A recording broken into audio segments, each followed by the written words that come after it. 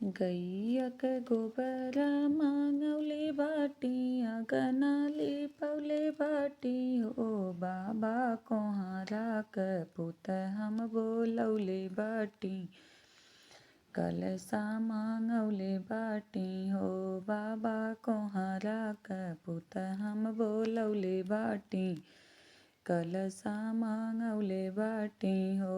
बाबा कोहारा क पुत हम बोलवले बाटी, कलसा मांगवले बाटी हो।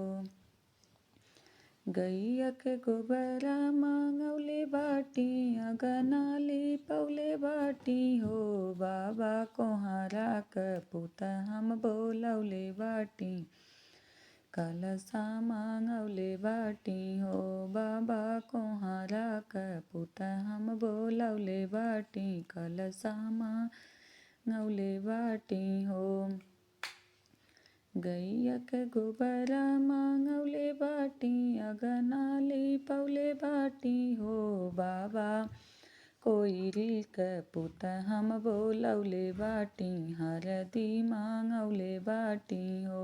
बाबा कोइरी क पुत हम बोलवले बाटी, हरदी मांगवले बाटी हो। बाबा कोइरी क पुत हम बोलवले बाटी, हरदी मांगवले बाटी हो। गैया क गोबरा मांगवले बाटी, अंगना लिपवले बाटी हो। बाबा हजमा क पुत हम बोलवले बाटी, चौक पुरवले बाटी हो। बाबा हजमा क पुत हम बोलवले बाटी, चौक पुरवले बाटी हो। बाबा हजमा क पुत हम बोलवले बाटी, चौक पुरवले बाटी हो। गैया क गोबरा मांगवले बाटी, अंगना लिपवले बाटी हो।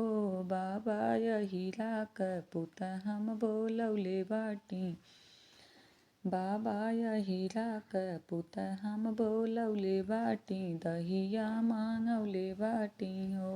बाबा यहिरा क पुत हम बोलवले बाटी, दहिया मांगवले बाटी हो। गैया क गोबरा मांगवले बाटी, अंगना लिपवले बाटी हो। बाबा मलिया क पुत हम बोलवले बाटी, फुलवा मांगवले बाटी हो। बाबा मलिया क पुत हम बोलवले बाटी, फुलवा मांगवले बाटी हो। बाबा मलिया क पुत हम बोलवले बाटी, फुलवा मांगवले बाटी हो।